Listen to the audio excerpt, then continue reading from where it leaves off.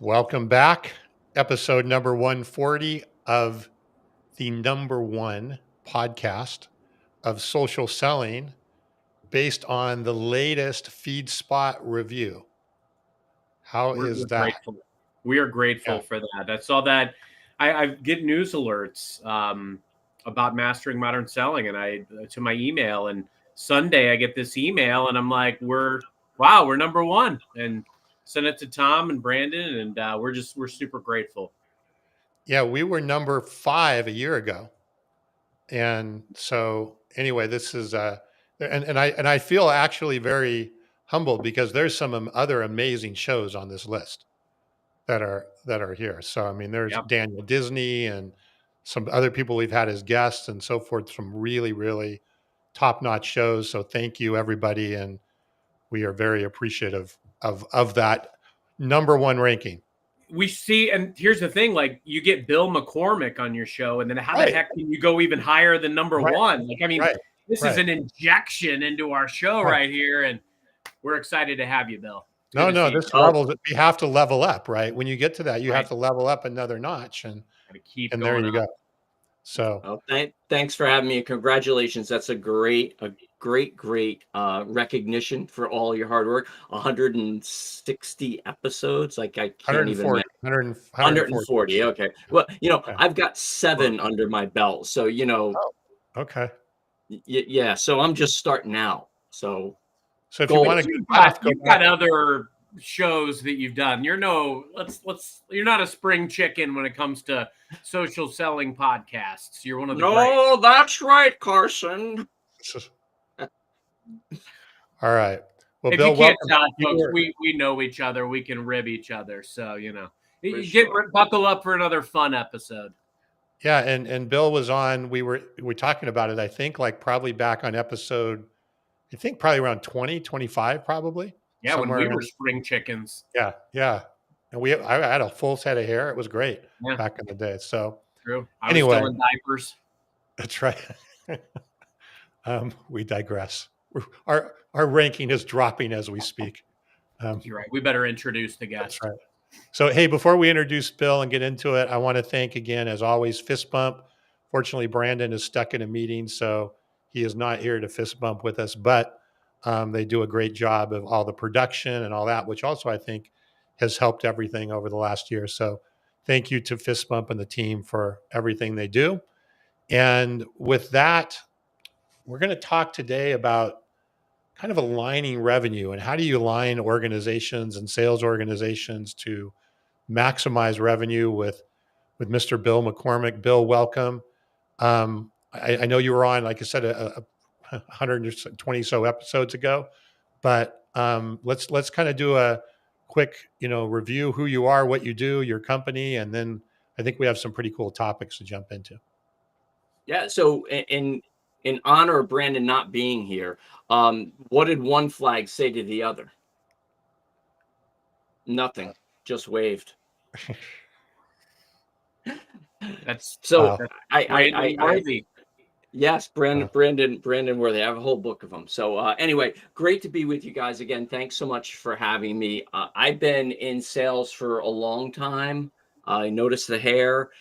When I first started out in sales, I wasn't good at it at all. Back in the 80s and 90s, yes, I'm that old. It was all about, if you could get the grocery manager tickets on the third baseline for the Yankees. It wasn't about what you were selling. I didn't like that, and so I got out of sales. Fast forward to 2013, my wife is in the print and promotional product space. Her boss dies, and we start our own company. And guess who became the de facto salesperson, because he's the only one that had sales experience, even though it wasn't good. But I was still the best salesman on the team because I was the only salesman on the team. But my wife had the forethought to look at this thing called LinkedIn, because she didn't want to call any of her old customers. Like, she didn't want to try to set appointments by cold calling them. So she found out she could contact them on this site called LinkedIn. And she's like, you got to get on it. You have to get on it. And so it's all cause of my wife. And so I started using LinkedIn 2015, 16, 17, was very successful in using that with our company. And began to learn from some of the great names in social sales training and LinkedIn training. And that led to me saying, hey, you know what? I could do this myself, and started my own company. Has been kind of a roller coaster with that. The last time I was on, I was working with our good friend Larry Levine and Daryl Amy at Selling from the Heart. And that was great. I love that. I learned a lot from that. But I had some of my old LinkedIn clients calling me, hey, can you help us with this? And I had to kind of make a decision. I couldn't do both. So I got back in. That's when DigiSales was born. And, and that's what I've been. Yeah. I try to get out and they just pull me back in. But my focus shifted. And I used to be part of the echo chamber that thought that social was the only way. And it was definitely an echo chamber. But what happened was I would get on these calls with clients and they would tell me how cold calling was working for them, or in-mails were working. Their email marketing campaigns were bringing them tons of business. And I'd scratch my head. I'd be like, but all the people I talk to say that's not supposed to happen. And so I was able to pull myself out of the echo chamber and realize that all selling is social. There's a social element to every sales methodology out there. And so that's what I bring to my clients. I work mainly with sales teams or individual producers, solopreneurs, small business owners. The idea that, yes, you need to be in social, especially if you're in B2B, but it doesn't have to be everything. How do we integrate that into the sales process so that you're leveraging it, but you're not ignoring all the other methodologies? And I liken it to when you play golf, when you play real regulation golf. You have 14 golf clubs in the bag. You never step up to the tee box with your putter. Never, right? You're using a driver, you're using another club. Use the right club for the right shot that you need to make for the hole that you're on. And it's the same with sales methodologies. We have to realize that there's a time when the phone's going to work. There's a time when email's going to work. There's a time when in-person meeting or when social's going to work. I just had Carson on All Selling is Social last week, a fantastic interview. And he talked about that 9-figure deal that he got, and the fact that while it started on LinkedIn, he used everything. He used every club in the bag to bring that home. So that's where I am now. I'm living my best life, sitting in my little office in New York where it's finally gotten over 60 degrees. It's like 80 here today. Last week we had the heat on. Today we're looking to turn the air conditioner on. But I just really enjoy helping people understand LinkedIn in a way that can help them further their revenue cycle, further their sales process, and make true, real relationships, not just spray and pray. I think Mother Nature has been a little fickle this year, wouldn't you say, Bill? My God. A couple of things I wanted to say, and then Tom, right back to you, man. I think you've outlined why I'm a heck of a lot better social seller than golfer. But I also love how you called out, what I think our friend Mike Weinberg would call the social selling charlatans, where, it was social is the only way. And that's what I love about Bill's approach. It's all selling is social. We got to meet clients where they are. Tom, back to you, man. No, I'm just curious, Bill, prior, maybe before or before you were working with Larry and you restarted your new company, were you very LinkedIn focused? Were you like a one club man, so to speak? As that was your viewpoint? And then you kind of looked at that and go, wait a minute, we got more clubs in the bag. Let's take advantage of these, the fact I got 14 clubs in the bag. Yeah, totally. I was a social selling charlatan. In fact, I remember listening to a podcast, and Mike Weinberg was one of the 4 or 5 guys that were on. And if I said their names, they're all top sellers, and they were hitting the social selling charlatans pretty hard. And I remember getting offended, right? Because, but everything they said was true. And what happened was, as I started to meet with clients and rather than come with my preconceived notions and come from my echo chamber of this is how you have to do it, I came with curiosity instead of criticism. I started asking questions. I started saying, hey, so what's working for you? What's not working for you? And when they told me that InMail was working, I didn't say, oh, well, it's not supposed to. It only gets a 20% open rate. Why are you doing that? You shouldn't be doing that. I was smart enough to shut my mouth and say, wow, that's interesting. Tell me more. And it opened my mind enough to see that I didn't know everything, and that, we're going to talk about buyer centricity and the fact that, we have to realize that we might have all the training in whatever we train in, whether it's sales process with a phone or in person or whatever it is, or social. But that's not the reality for our buyers. They have a reality in their geography. They have a reality in the industry they're in. They have a reality in what they sell. They have a reality in the economy. All of those things create a specific situation for that buyer, right? For that person. And we have to meet that need in a way that is honest, is authentic, and ask questions. Say, how can I help? But not how can I help you sign an agreement with me or pay me? How can I actually really help you? And so I had a number of those meetings where I had to stop, and I remember having a conversation with Larry Levine and saying, you know what, I don't know if this social thing is for me anymore. I'm not sure. And the timing was perfect. And he says, well, how would you feel about jumping over to selling from the heart and working with us? And I was like, yeah, let's do it. And so that helped me to see really more in a 360-degree view of any salesperson and what they're doing. Open minds always win when we're looking at we're looking at change. And listen, everything changes, right? It's the only constant in life is that things are going to change. So, and it wasn't just in my business life, in my faith, in my social circles. I had to look and say, you know what, I'm in some echo chambers here. I'm looking at some things with some entitlement, and I'm looking at some things from just one point of view. I've got to start looking at things out of that echo chamber and having an open mind. Clear eyes, full hearts, can't lose. Bill, it's awesome Amen. to hear just how I think wisdom is like the greatest thing you can accumulate over the time of, trying things, be willing to, look at new approaches and things of that stature. So truly well done. You've got a 10-year journey, it feels like, right? So from a LinkedIn perspective, what's changed? Like what does today's environment look like that kind of looks different than where the LinkedIn journey, the social selling journey, the modern selling journey has been? Well, I think there's probably three main things. So first of all is the size of the audience. When I first started training people on LinkedIn, they just crossed over 500 million accounts. Now we're at a billion accounts, right? So just the size of the audience has grown exponentially. The second thing And why are is, my impressions down? yeah, well, okay. So four things, right? So, but the algorithm always changes. The algorithm's always going to change. That's a constant. They do that just because. And if you talk to people who train on Facebook and on Instagram and on TikTok, same thing. They never want to be static for too long with that. But we'll come back to that. But real quick, Bill, before we leave there, back in 2013, even or whenever you started, right, there might have been half the users or less. But did you see more reach? Was the reach more Sure. effective potentially? So the I quality of what you were achieving was higher, even though the quantity has increased significantly.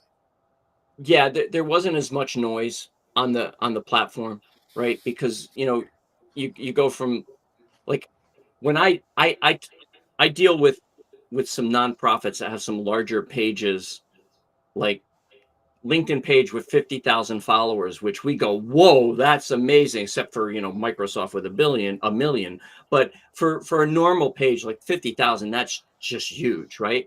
Except for them, they've got Facebook and Instagram with millions of followers, right? And so LinkedIn kind of gets left behind. But what I say to them all the time is it's kind of like dating in Alaska. I watched a documentary a number of years ago about dating in Alaska, and they were interviewing all these women because there's 8 men to every 1 woman in Alaska. And they were talking to this woman. They said, well, the odds are really good. She says, yeah, the odds are good, but the goods are odd.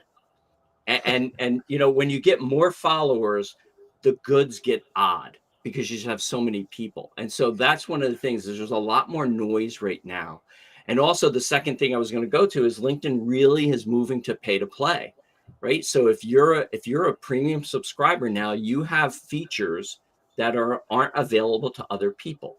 The most common one that people make the most noise about is the fact that you can only send, if you don't have LinkedIn Premium, you can only send 5 personalized invites per month, where everyone else gets to send as many as they want, right? So that's that pay to play, as well as LinkedIn focusing on revenue. Your feed on your LinkedIn newsfeed is a lot of sponsored content. It's a lot of ads. That makes more noise. That has LinkedIn looking, saying, okay, how can we show enough sponsored content to make our money, but then also show people's content, right? So you're fighting for a smaller piece of the pie.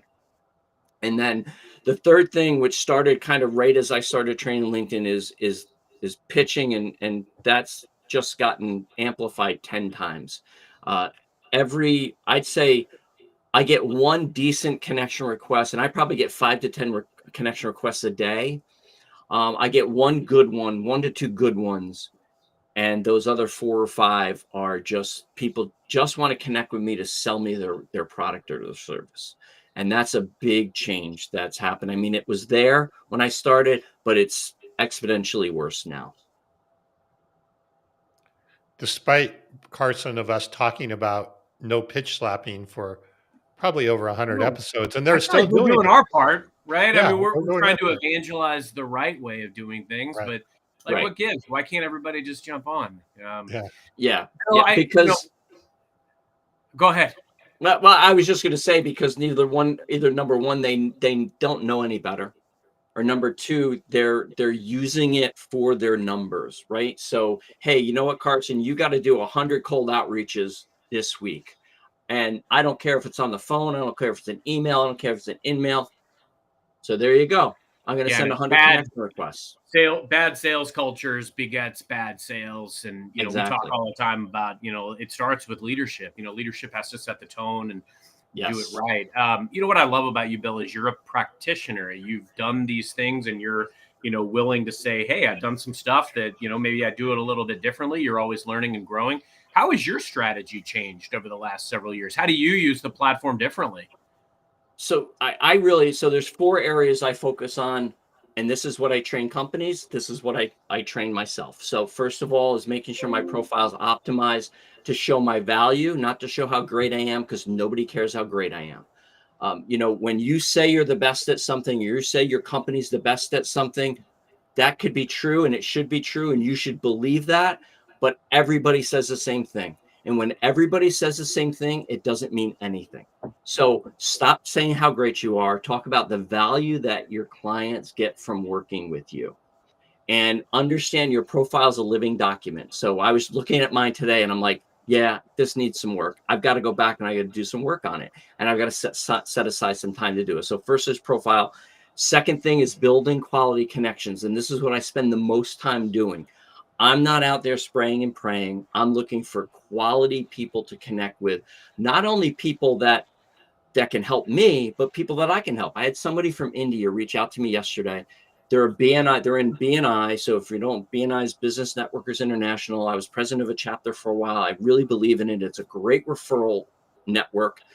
And he was a part of that. It's on my profile. So he reached out, and he's in marketing. And he said it would be great for us to collaborate together, meaning to give referrals to each other. Here's the thing. I'm not going to connect with him because I can't help him.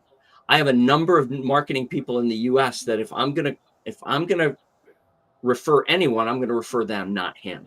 Right. So building a quality network of people where you have congruence and you're able to collaborate. If you can do those 2 things, right? So that, and then leveraging content the smart way. Just as you mentioned, both of you mentioned, my content's not being seen as much either when I'm just posting it. So I'm repurposing it. I'm sending content. Actually, I'm sending requests to people. Hey, I've got this. Hey, I just had Carson Heady on my podcast. This is a great clip. I think you might be interested. Let me know if you want to see it. It's about X, Y, and Z. It's about how he closed a 9-figure. I don't want you to shoot yourself in the foot. Believe me, I've gotten more comments on your episode than any other episode yet. And I mean, you know, of That's 7. awesome, man. So yeah, so it was great. So making sure I'm leveraging content the smart way. And then the last is conversations. And that's the litmus test. If you're not having conversations from your LinkedIn activity, you're wasting your time. Then you're doing vanity metrics, you're spinning your wheels, you're probably not using the platform the right way. And so that's how I leverage it. I just closed a deal yesterday that started in probably March or April. I mean, we've been trying to close this thing and get some dates set. And all because I trained the person, they changed companies. I reached out and said, hey, congratulations. I earnestly meant that. And he came back and said, oh, hey, thanks a lot. When can we get on a call? I need you to train my team. Right. So just have a conversation with people. That's what it's all about. It's not about trying to see if you can sell them. It's not trying to see if you can find some kind of an angle that you can say, hey, so Carson, I see you did this or you went here. No, have an actual conversation. I talked about criticism over curiosity. So many people come into your inbox or come into your invites with what I say a criticism. It's not outright criticism, but they say, oh, so I noticed that your website isn't as great as it should be. Or, you know, they think they're helping you, but they're coming with this criticism rather than saying, hey, Carson, I was on your website. It's amazing. Is it doing everything you want it to do?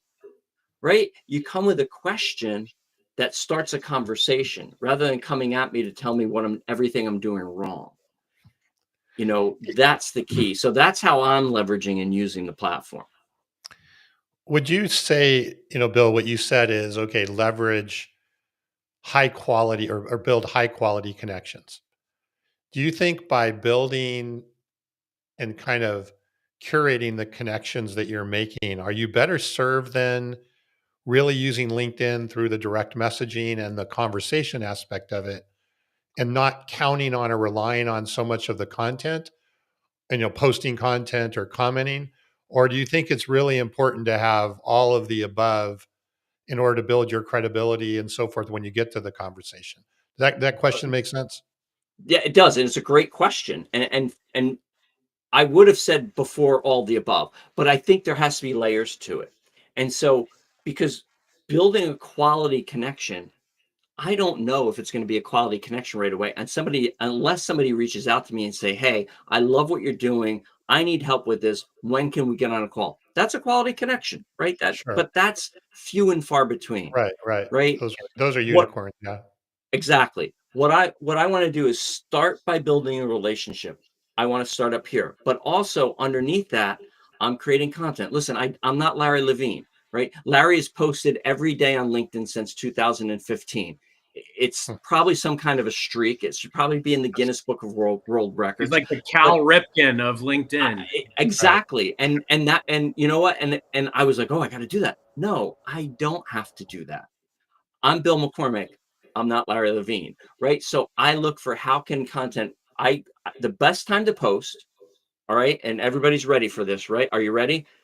Everybody wants to know what's the best day, the best time. Here it is. It's when you have something smart to say. Exactly. When you have something to say, it's the best time to post. You can find all kinds of stats that can tell you every day of the week at every time is the best. It's you realize that they're compiling that stat over millions and millions of posts. It doesn't work. The best time to post is when you have something to say. And so I post, but I'm not posting sitting there going, oh, please, please convert to something. Oh, please, please, somebody read this. Oh, please, please, please, somebody like it. Oh, please, please, please, somebody tell me how great I am. I'm not doing that. I'm posting it out there. And then I'm using it in a newsletter. I'm using it in my email. I'm using it in other places so that I get the best bang for the buck out of that content. And then I'm making sure I'm having conversations. Here's what happens. People post things and then people comment on that post and they ignore them.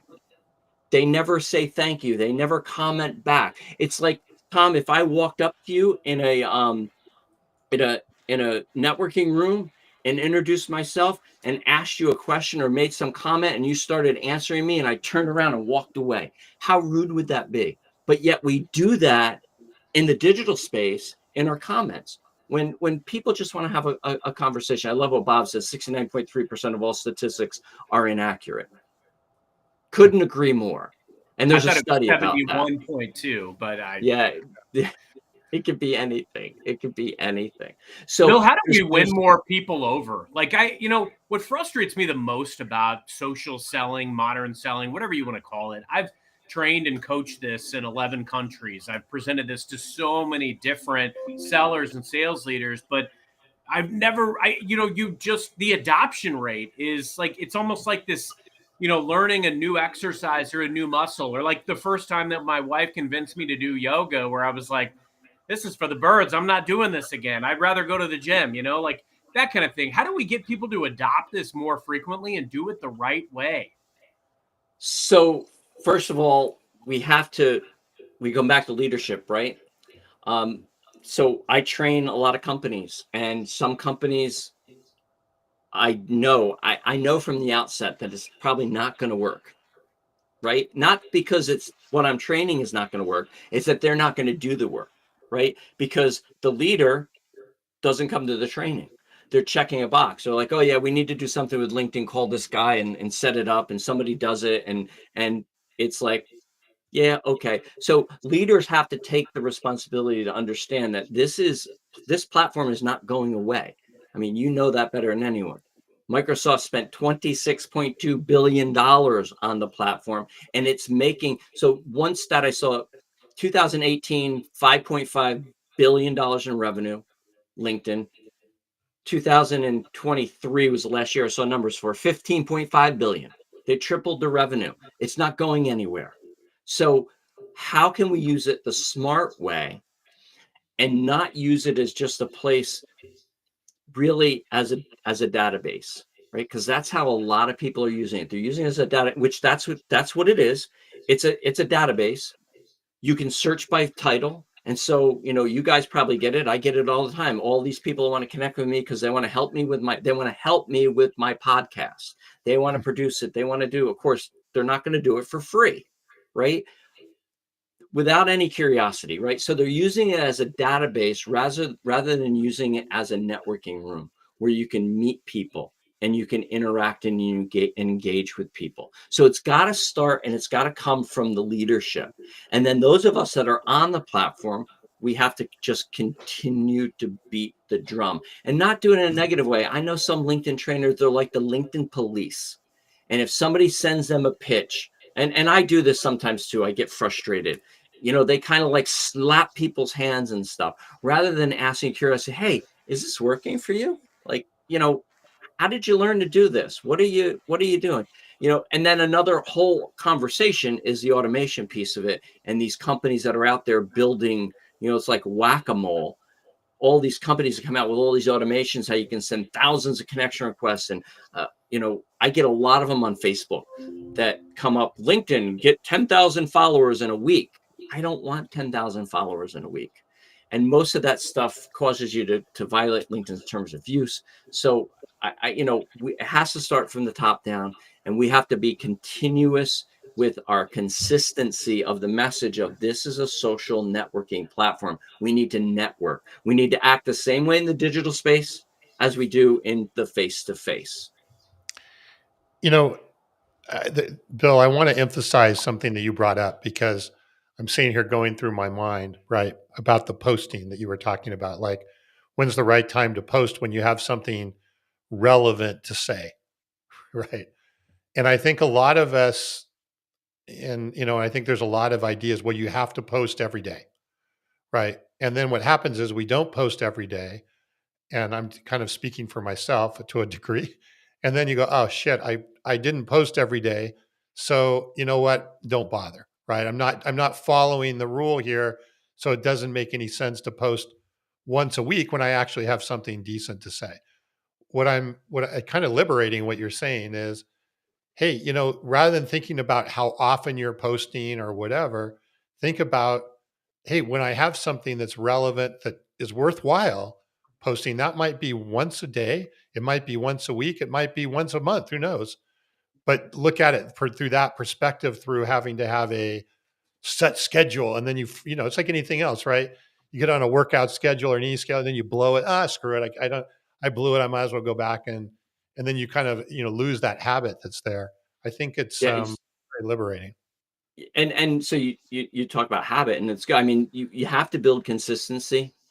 And so, we talked about the algorithm loves consistency.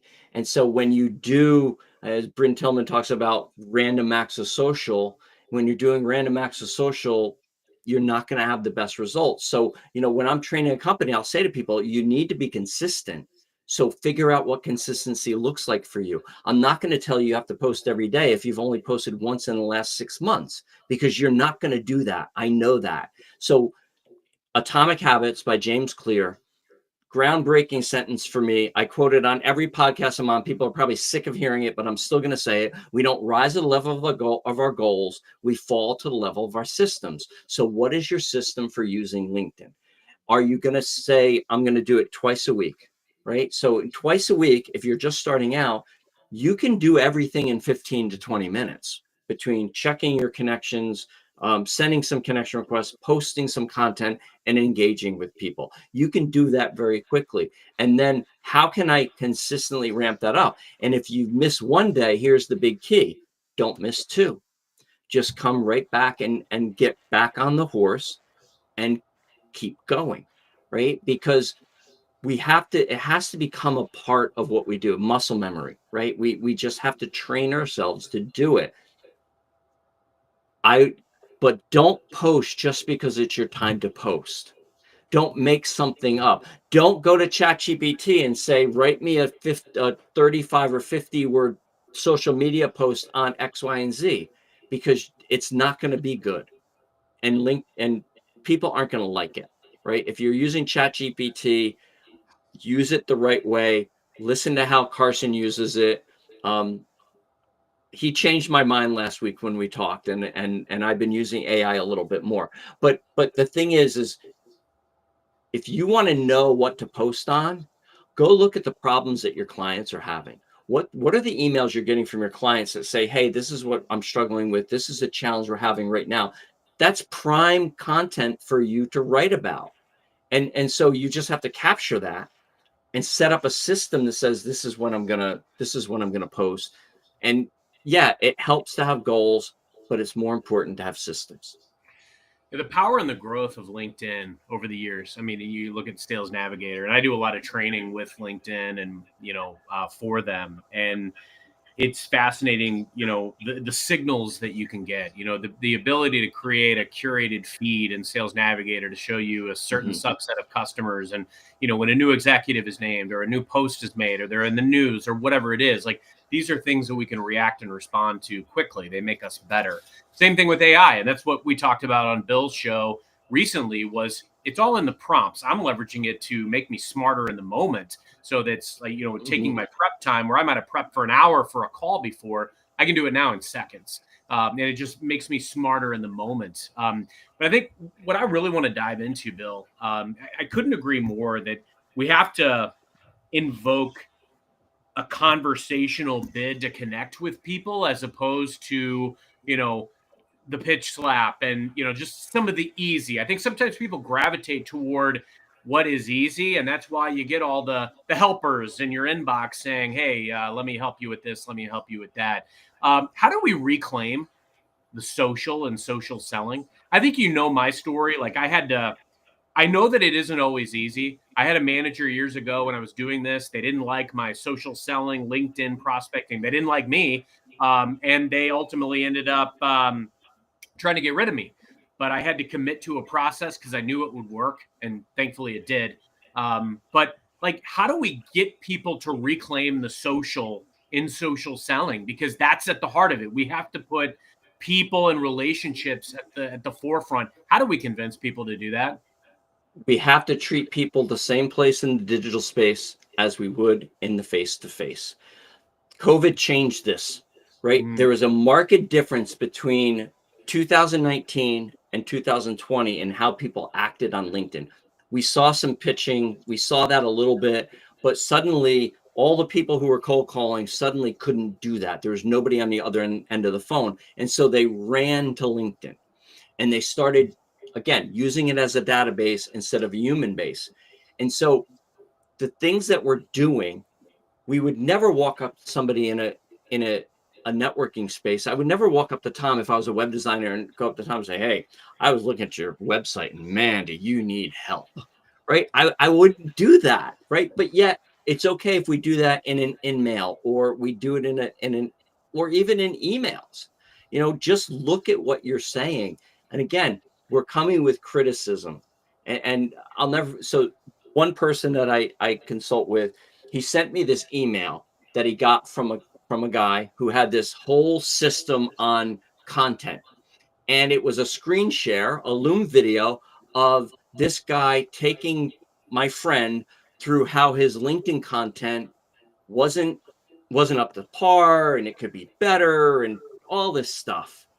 Well, the person he was critiquing has over 36,000 followers. They post regularly. They get clients from LinkedIn. They're very successful. I go and look at this guy who's doing the critiquing. He's got like 700 followers, which, I mean, that's not a big deal, but he hasn't posted in 6 months. He's got this golden content equation, but he doesn't use it, but he's telling other people. We would never do those kind of things with people face to face. So why do we think it's okay in the digital space? When you're looking at someone and you think, okay, this could be a client for me. I'm okay if you want to reach out to them and say, I can help you. How can I do that? But just understand that when you're doing it that way, you relegate, no matter what you sell, $1 million software to a $5 widget, you're relegating your product or service to a commodity and a transaction. Why not come with curiosity and start having a conversation? And people struggle, and Larry talks about this. There is a real deficit in people knowing how to start conversations and have conversations with people. And so we have to get back to that. We have to learn how to talk to people, how to ask questions, how to be passionately curious about people without being creepy, but with authenticity and really wanting to know more about them. And when we can do those things, I think we bring the social back. And, we just have to be open to people. So let's look at the other bag, or the other clubs in the bag, right? What we've been talking about is using LinkedIn. We can call that our driver, right? We're using it the right way. We're leveraging that in an intelligent way. What are the other clubs in the bag that you found, and how do you incorporate them?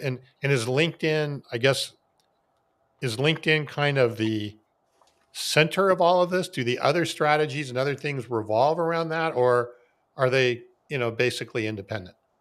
For me, they do, right? But Okay. again, this is where we come back to every situation is different. All right. I'm a LinkedIn trainer. Of course, I'm going to use LinkedIn the most. I need to show people that I know how to use that club, right? But the other clubs are the phone, email, or copy, in person, video.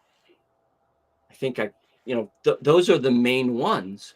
And so where do they fall in? Well, where are they going to work? I don't cold call. I never cold call. I will never cold call. It's not a club that I don't know how to use it. It's kind of like my hybrid.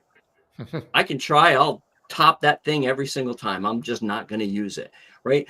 I don't need to cold call people, and that would be a waste of my time. I'm a solopreneur. I'm all by myself. I can reach out to people on LinkedIn. That works for me. But I'm sure we have people listening and watching this. They've got to cold call.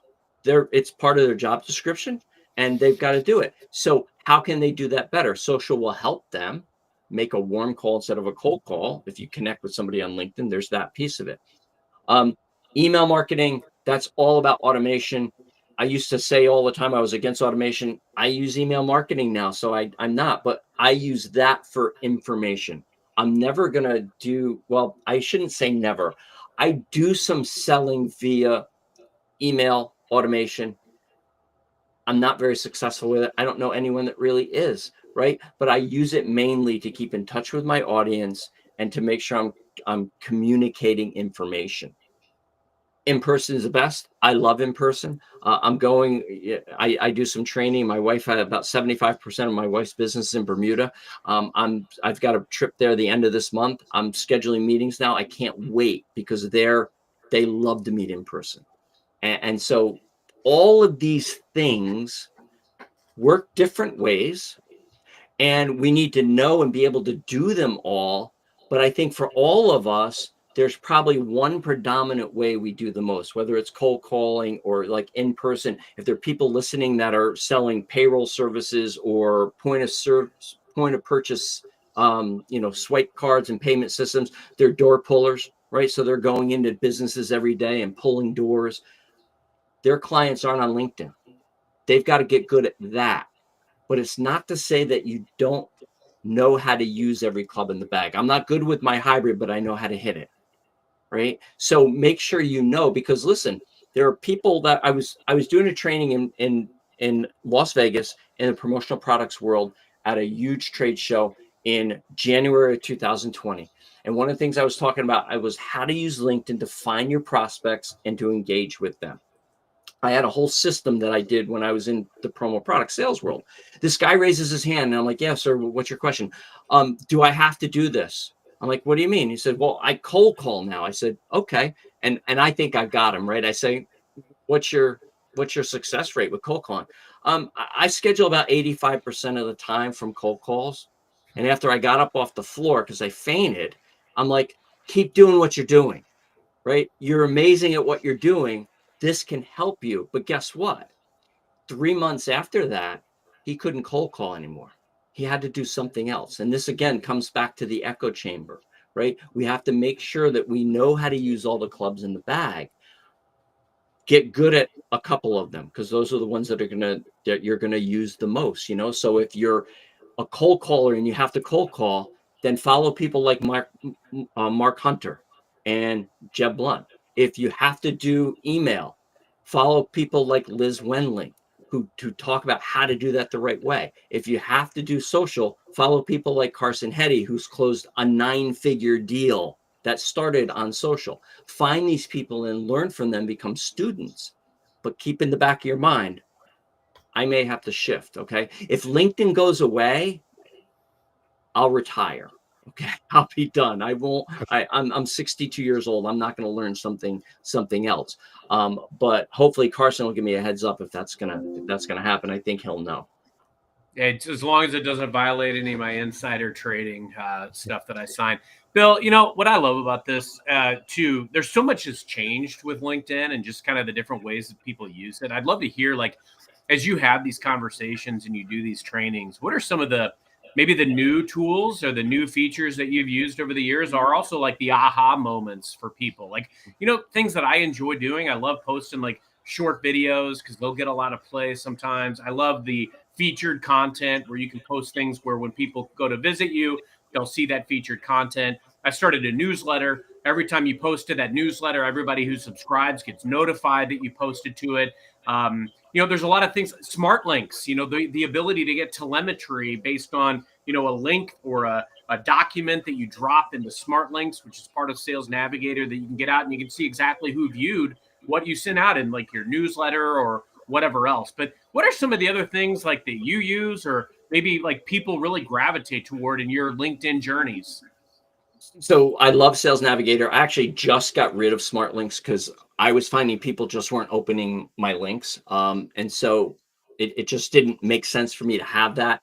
But I love Sales Navigator and its ability. And I'm working with more companies now that are finding and using that because of the fact that, number one, you can save searches, you can create lead lists and account lists. I'm working with companies that don't have CRMs, and so they're using that as their CRM. And you mentioned before, a cultivated news feed, a news feed that's predicated on just the people I'm interested in, not all the noise that's over on regular LinkedIn.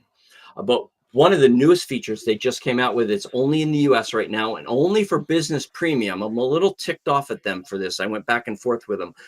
But you can have a scrolling banner image now with up to 5 images. And I actually saw it on a LinkedIn employee's that I knew, and I reached out to him. He said, "Oh yeah, it's new, it's coming out." And then when I reached out to them, they're like, "Oh yeah, only for business premium." I'm like, "Wait a minute, Sales Navigator, I pay more." Like, and oh no, but you get other things. But so that's a big one. The ability, the featured section you mentioned, if you're business premium above, you can add recommendations to that or experience. So in my experience section, I don't just put my titles and my career journey. I actually put deliverables from my company. So when people look at that, they see what it is I do. So when I added my podcast, I put that in my featured section so people would see it. The newsletter, huge way to get out the word every week to people. People subscribe to it. And then what I do is I reuse that content. I do it there, and then I also send it to my email list. So I'm not doing several things. In fact, I have one going out tomorrow, which is a synopsis of my interview with Carson V. Heady of Microsoft. So You and the interviewed thing Carson is Heady at Microsoft. How did I'm you pull sorry. that off? I have connections Oh, on okay. Well, LinkedIn, on actually. LinkedIn. All right. Um, and so one of the new things that are coming, and I don't have it yet, is you're going to get in better analytics from, for example, if you have a custom button on your website, like visit my website, you're actually going to start getting analytics of how many people went to that site from LinkedIn. You're going to find out from posts. You're going to find out who followed you from the post and who's viewed your profile from the post. So that's just new. That came out like a week ago. I don't even have it yet. And so the thing with moving to pay to play, which I actually like, I like that LinkedIn's moving this direction because I have to pay to play, is that we're getting more things. So we talk about the algorithm, we talk about analytics. LinkedIn's not great with their analytics, but they're getting better. And I think it's just going to get better. Back in the day, if you were a premium subscriber, you got 90 days worth of profile views. That was it. That was the big feature you got for paying 50 or 60 or 80 bucks a month. Now you get a year's worth of who's viewed your profile, plus the stuff that I mentioned, a custom away message and a custom button that follows you around. So many different things. If your listeners aren't premium members yet, I would suggest they start looking into it, because I think they're really moving in that direction. And I think you're going to see even some restrictions maybe coming. That's just a guess on my part. But I think that those that pay will be able to play more. Yeah, it's interesting. Like what I love about this, if there's a key takeaway for a lot of us today, it's, how can you look more at LinkedIn as an opportunity to build community and to meaningfully engage personally. Like I've always leveraged LinkedIn as a way to earn the right to have the in-person meeting, right? Or the Teams chat if they're halfway across the country. Ideally, we can, have plane will travel. But I think the key element here is like, even with like LinkedIn groups, I have a couple of LinkedIn groups that I'm the admin for, and it's an opportunity to build community, even people that are second and third degree connections that you can ultimately attract to the group. And there's value that they bring, there's connection. So you never know where your influence can go. Like even within LinkedIn, it's not a one trick pony of posting content. It's all about, as we talked about on this show many times, commenting on others that you want to connect with, groups, newsletters, video, smart links, sales navigator, cultivated feed. Like there's so many areas where you can continue to leverage this platform to meaningfully connect with the right people at the right time with the right message. Yeah, absolutely. And it's a networking room. You mentioned video. So video has increased about 35% year to year. So if you're not doing video yet, you got to get off the fence, and you've just got to do it. If you don't like the way you look, get over yourself. Do video, because it's the wave of the future. I think that's what you're going to see the most change in the next year, is the amount of video. I mean, you see it now, but I think you're going to see it more, because I think LinkedIn's really kind of pushing it out more. On the mobile app, they've got this, almost a reel style or TikTok style video tab now, where you're scrolling through. And so vertical video, that's coming.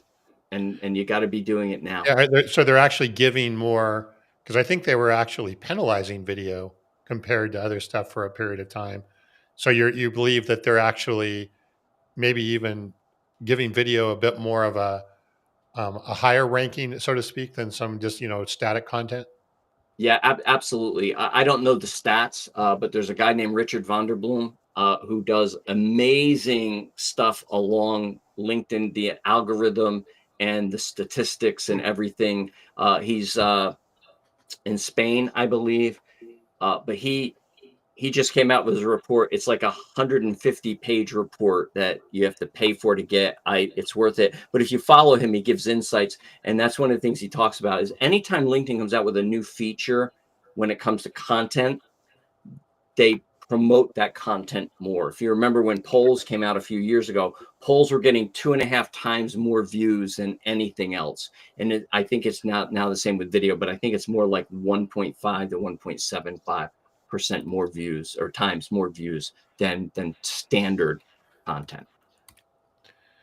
So I was going to say here, Bill, as we wrap up, and I was looking at our agenda and I realized we didn't really hit even one of our questions on our agenda today. This could be a new record, Carson, where we didn't even cover one of them that was on the list. But well, we did sort of indirectly. I think we've covered them in an indirect way. I do want to ask one question though that was sort of on our list here and related to leadership when you're dealing with sales leadership. And what kind do you get pushback? I guess I have two questions. One is when you get invited into a company, are you generally coming in from the leadership perspective, or is it more, hey, there's some individual contributors or smaller groups that are pulling you in? And what is the response that you get from leadership when you talk about the importance of social and building a network versus just the numbers game of that traditionally is measured against? Yeah, most of the time I'm dealing with either a sales leader that's lower on the totem pole, so to speak, or a marketer. Or many times it's marketing. Oh, well, That kind of because they're managing the LinkedIn page and they're coming from a standpoint of how can we get our company content out there more. And so we start at that level. hmm. Then we start talking about the fact there's a networking room and how to work in that way. And basically, I think you can probably guess what most C-level or higher leaders want to know is, great, we're going to pay you X amount of dollars. How are we going to make that back? What's going to be the return on investment? I can't tell you how many times companies say to me, well, how many clients do people add when they want these hard and fast numbers that we can't give them because it's really based on the adoption of their team. And what I like to do is say, what's an average sale worth to you? Is it $5,000? Well, guess what? If they put into practice what I'm telling them to do, they're gonna make that back, right? They're gonna do that.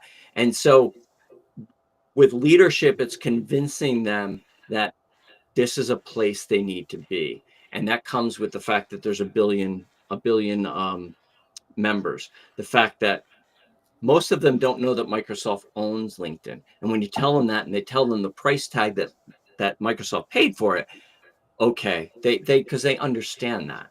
And so they know it's not going to go anywhere. But for leaders, they, typically they're not even managing their own LinkedIn account. Their executive assistant is. So it's helping them to understand that this is a place where your salespeople, where your leaders, where your BDRs are going to be able to connect with people and have another channel to engage with them, interact with them, communicate with them.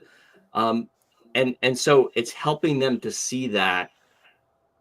And it's sometimes I win and sometimes I lose. But even a lose isn't a loss. I just had an organization I've been working with since February. And it was, yep, we're going to do it. We're going to do it. There's scheduling issues. And then yesterday or Monday, it was, hey, listen, so we decided to go in another direction. But it wasn't a loss, right? What direction is there? Right. Well, so they've got somebody internal. They've got somebody internal. They've got somebody internally that's going to be doing it. And so I said, how can I help that person? Right. Yeah. It's not a loss. It's a win. I'm going to come up alongside of them and I'll be here because LinkedIn always changes. And they know that. And they said, hey, we appreciate you. And that's great. And here's the thing. What I do is I try to make everyone in the organization a collaborator. right? And I make sure that we're congruent. They're not the competition. See, when we use things and we say, well, I lost that deal. Well, that means the customer won. That means that we're fighting against each other. No, we're on the same side of the table. We're working together. And so if it's a no now, it could be a yes later. It could be, many times I'll talk to a company and then somebody will leave and then I'll be in there. Just had a call today with somebody in Bermuda. They were with another company. They came to the new company. Hey, we need you. This is what's going to happen. So we have to look at our clients as collaborators, right? We're on the same team. We want the same goal. And by doing that, yes, I get pushback, right? It always happens. But then down the road, when things change, when the training they do internally falls apart, right? Now I can come out not with "I told you so" and not with "oh, well, now the price is doubled," but I come back with, "Great. How can we work together? What can we do together?" That's what your clients want to hear. We were going to talk about the buyer, the fact that it's the buyers that are driving the train right now, right? That's how we keep them in charge. We let them know we're there to help them, really help them. And if we get paid for it, great. I mean, yes, we all want to get paid for it. But first and foremost, I want to be a resource that can point them in the right direction. And hopefully that direction is to me. But if it's not, I'm okay with that. It's going to come eventually. We can't make people buy. We just can't. Yep. Carson, any final comments, questions before we wrap? Buyers are better enabled than they've ever been, and they need us differently. But your buyer is most likely out on LinkedIn, and it gives you the ability to see what they care about, what matters to them.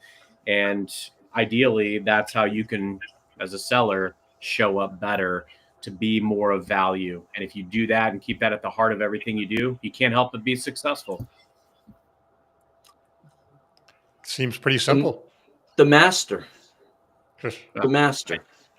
I wouldn't go that far, but man, Bill, we go way back. I'm so grateful that not only to get you back on the show, but just to continue to learn from you.